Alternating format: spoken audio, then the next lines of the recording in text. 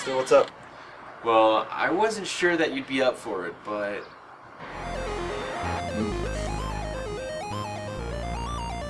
No! No! No! No, we're not doing this. No! Ah, come on, it'll be fun! So gameplay is one of the most important parts of any game. You know, from the storyline and controls, down to the little bits of gameplay like frame rate issues, things like this are definitely important when you're talking about gameplay.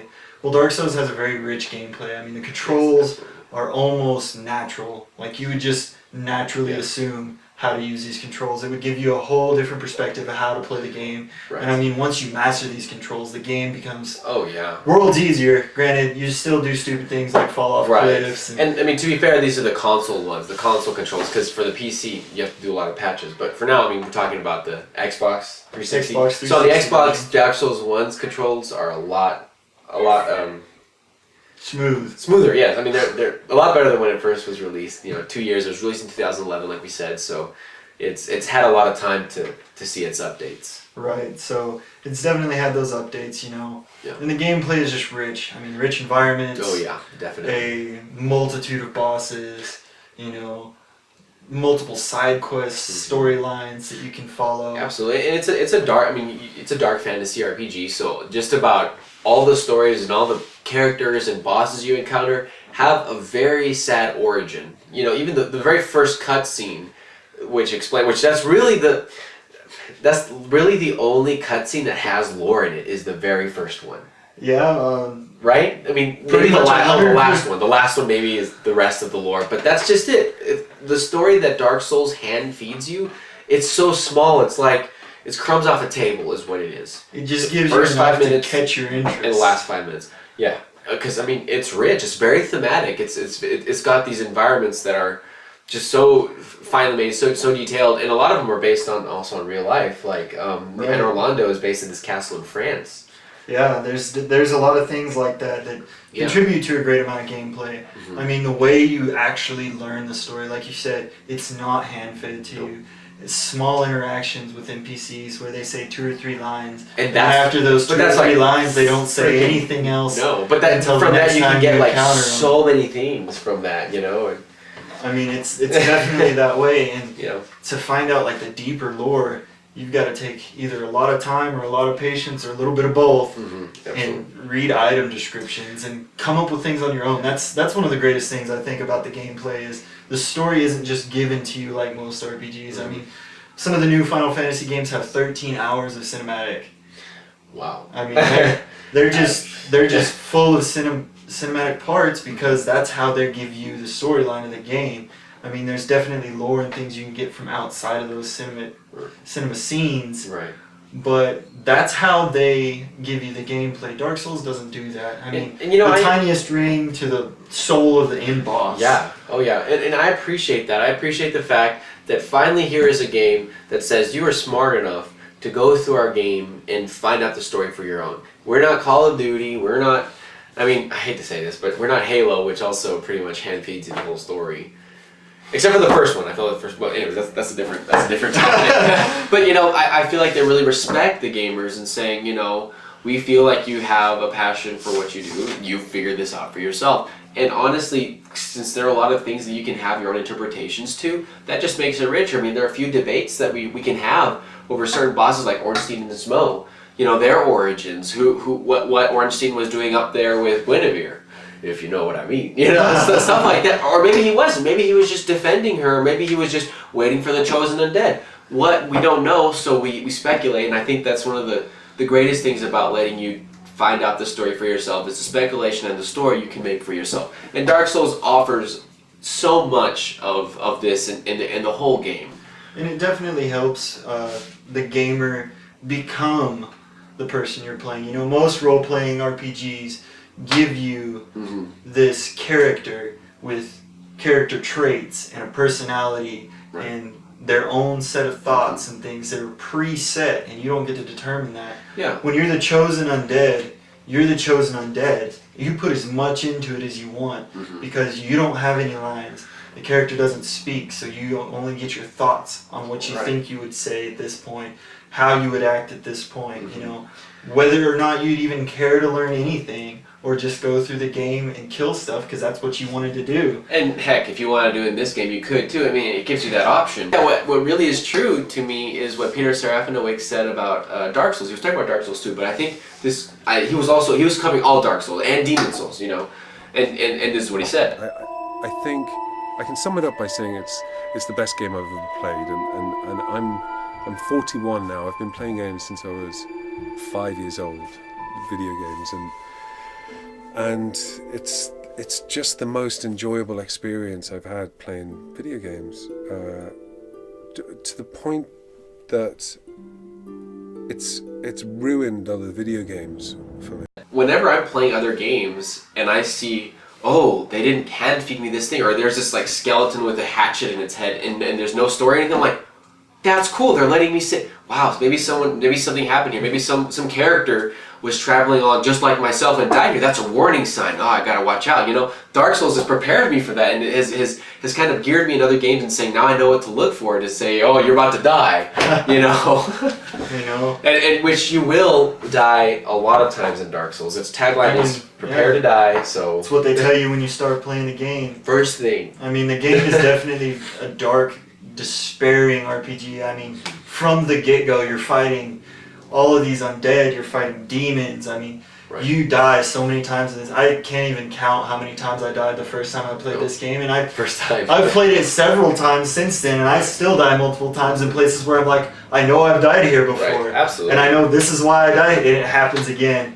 And it's extremely frustrating. It makes you want to throw the TV out the freaking back door and just give it to the dogs, let them tear it to pieces and not even care. No. But the great thing about it is it's definitely a playable game. I mean, you get that way and you get so frustrated and you get so mad and you go out and you do something else, and 20 minutes later you don't even know why. You're sitting back with the controller in your hand and you're playing again. So sad. You know, the gameplay is definitely one of those things. It gives that to you. Dying is part of the story. You are the chosen undead, and you're trying to cure yourself from the dark side, which the dark side makes you die and not truly die. You get reborn, sort of. Kind of like a reincarnation. Yeah, at a bonfire, and that's the mechanic. That's like a save spot for this game. Is the bonfires for it? Every time you die, you respawn there. But that's part of the gameplay. You know, you're supposed to find a cure for the dark side, for the undead. And if you don't, you're going to die and continue dying over and over again until you finally become hollow, where you lose your mind and you become like all those other characters in the game, which just kill you upon sight, because that's their basic instinct, right? That's what they're supposed to fight. That's the instinct they left life with. Yeah. You know, but there are those characters in the game that help you along. Yeah. You take Solaire. Yeah, multiplayer. It's like the 100% praise the sun sign of Dark Souls. You know, yeah. Everybody recognizes Solaire. Yeah. And he can help you throughout the whole game. Granted, depending on the path you choose, he'll go insane. Yeah, and he's got a storyline too, which is really cool. The point is that your worlds are interconnected with all these other people. I think that's what makes the multiplayer rich, is the fact that all these other people are working in the game alongside you in their own world. Right.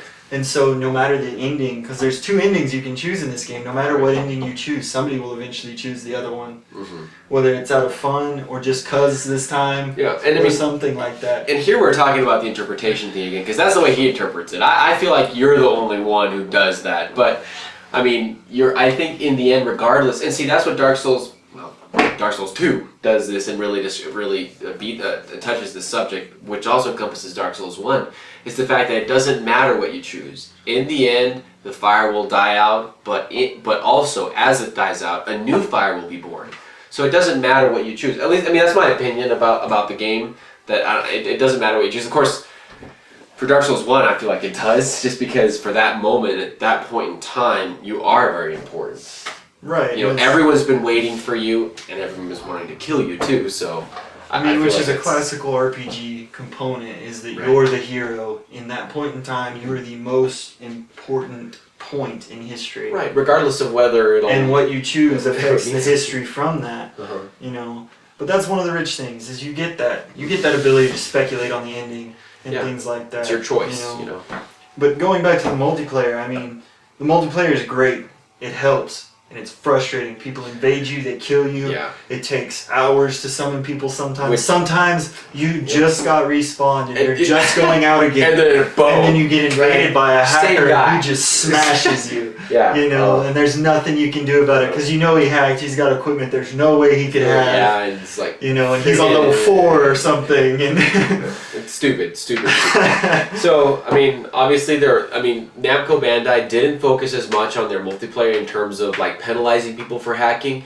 But, you know, to be honest, in a day and age where developers are focusing on just multiplayer and very little story, this is kind of refreshing because the story was very well made. In the multiplayer, I think it can have some problems because in this, I mean, really, who cares about multiplayer? I can play any game right now and play have multiplayer. Yeah, but I care about a good story, you know? That's what keeps me coming back to this game is the story, the gameplay, not the multiplayer. You know, the multiplayer games are generally the games you play when you're just bored.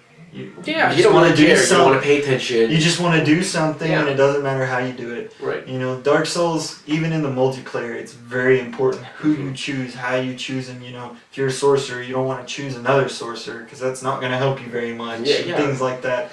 You know, maybe you need a pyromancer or something. It adds to the challenge aspect of the game. You know, the game is just ungodly challenging. I mean. Yep. The starting boss is a giant demon who will smash you, hit you 2 times if you're not careful, and you're dead. I mean, it's just a retardedly challenging game, but the challenge is something that just brings you back to the game. Because games these days aren't made like old school games. Yeah. You know, the games like Final Fantasy 1, it was really hard. Yeah. Because games back then were meant to challenge you. It's almost like developers have moved away from that challenge aspect and gone just to strictly, they just want you to enjoy either a story or the multiplayer. They don't want the game to actually challenge you. And it's nice that this game brings it back to the whole aspect of what video games were supposed to do. They were supposed to challenge you. And they challenge your patience, your abilities, you know, all of these things. You know, when you get to New Game Plus, it just adds to the challenge level. I mean, it multiplies the first, like all the bosses have this certain threshold of damage and health. It's multiplied whenever you get NG plus, and you know that's one thing that Dark Souls again does very well is the challenge level. They challenge you. They raise these bosses to ridiculous amounts of health, but they also give you ridiculous amounts of rewards. Like in NG plus, the enemies' health and damage is like multiplied by 3. Well, so are their souls that they give you. So you can use those souls to level up, upgrade your armor, or you know, whatever. What have you? Whatever you needed to do. And so I think that they reward you very well, and you can go up to NG plus 7. You know, so there's a whole lot of challenge to be had here, and I myself have only been to NG plus 4. I haven't been to 5, 6, or 7. Apparently, it plateaus at 6, so you don't really have to go to 7 unless you're on like bragging rights. Then you're not going to NG plus 7. But hey, that's also part of the game. So overall, in conclusion to this game, we are giving it a 9 out of 10.